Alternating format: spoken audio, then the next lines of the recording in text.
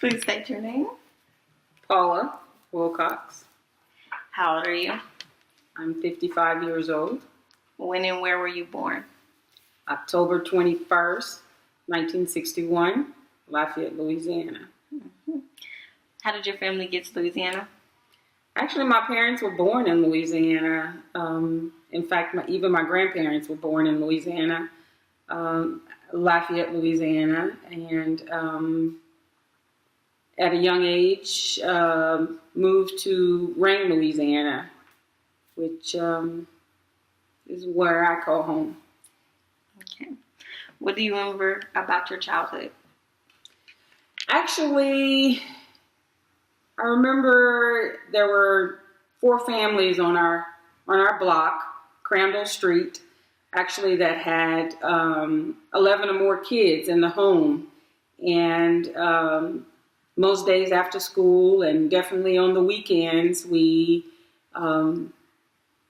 there were several games that we played. I mean, because of so many kids being on the block, we had a team of baseball team, a basketball team. We played hopscotch and just really fun stuff. And what you guys know today as going to the store to buy a toy, we created our own toys and had fun doing so. Okay. Did your parents discuss race or racism with you? No, not really. We were taught to treat people as you want to be treated, and everybody was equal. We played with everybody. So no, we didn't. That was not discussed in the home. Okay. What kind of interactions did you have with the people not of your racial background?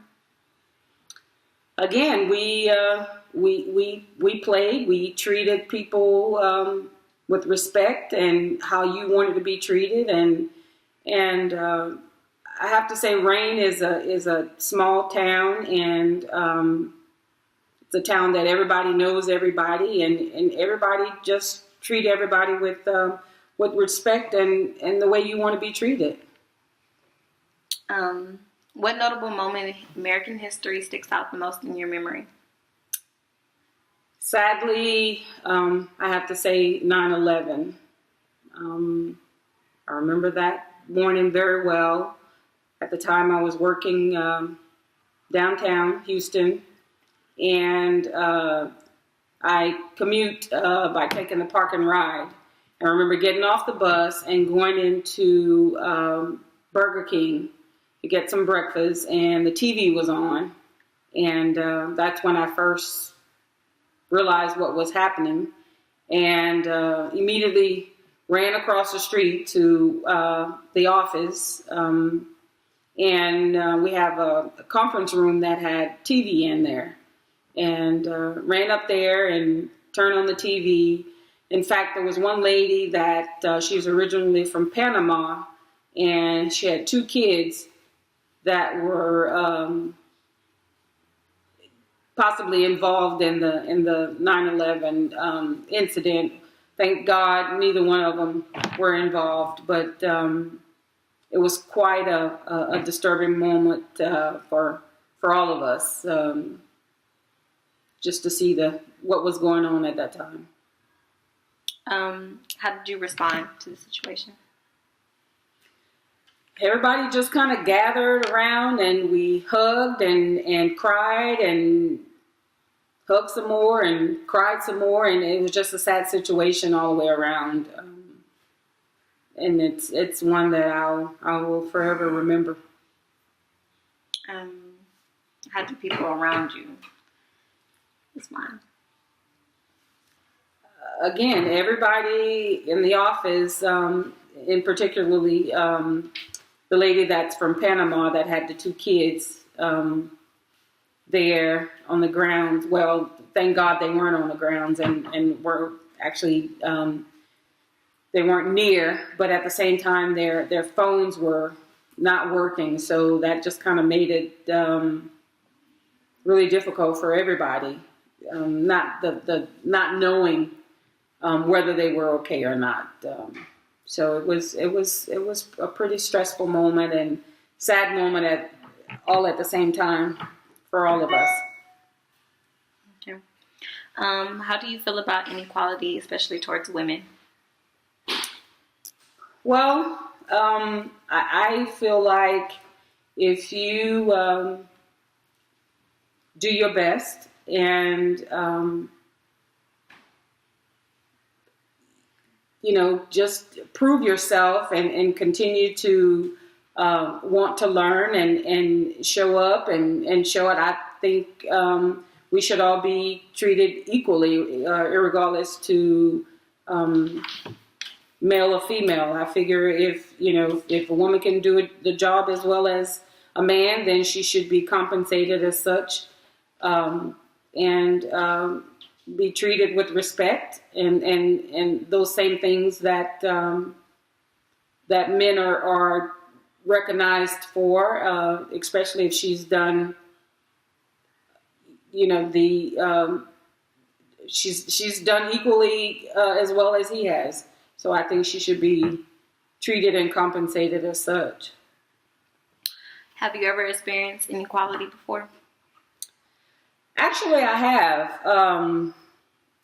Previous employer, I should say. My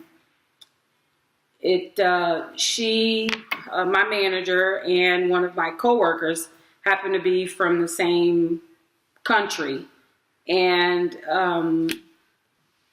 her favoritism, I should say,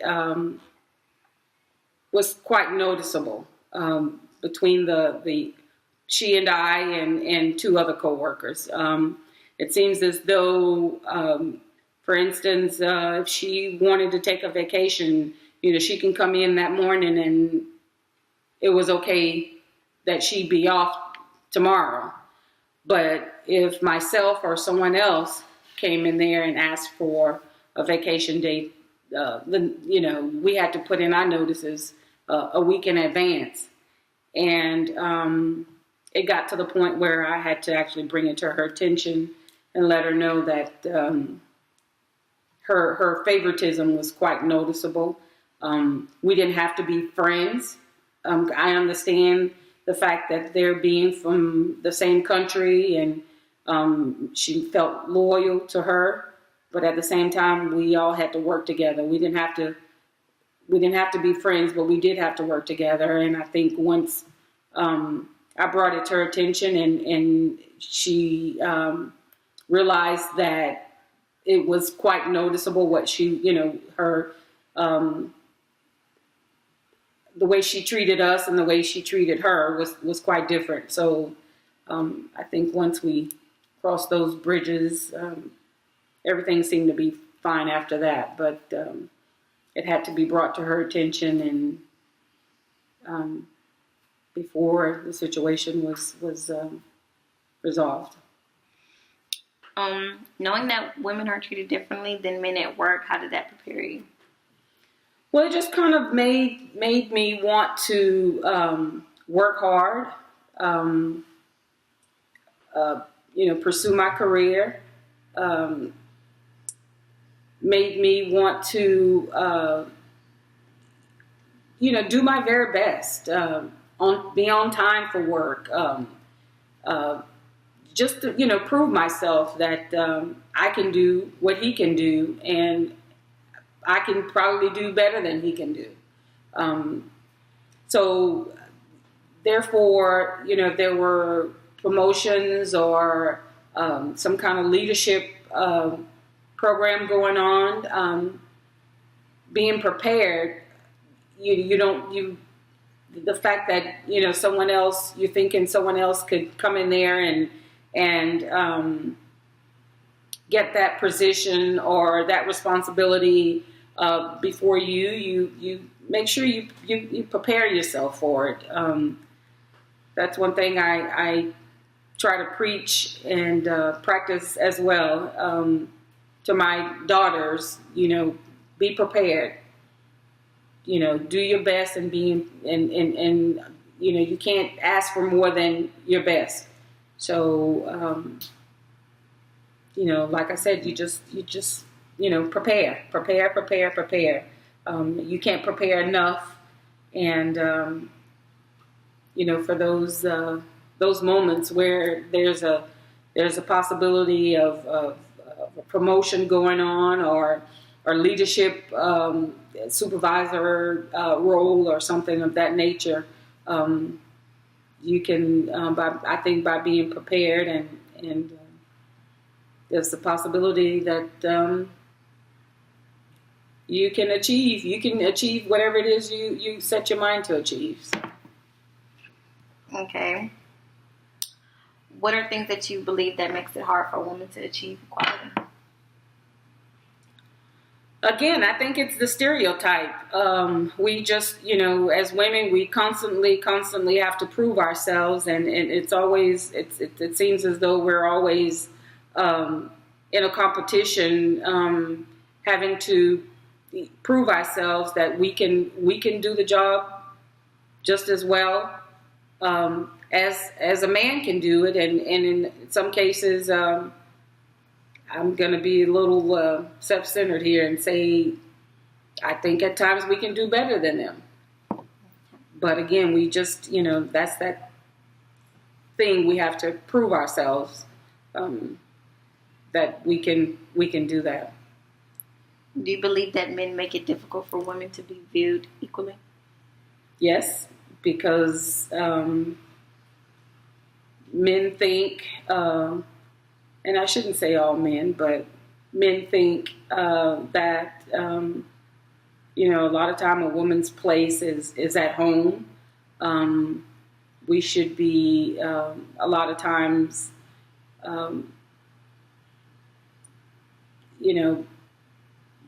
beside them, not necessarily ahead of them, for whatever reasons. But I think so. What advice would you give women today on how to deal with inequality? Well, again, I say, just get prepared, and stay prepared, and do your best, and when things come around, you ask questions, you continued education, just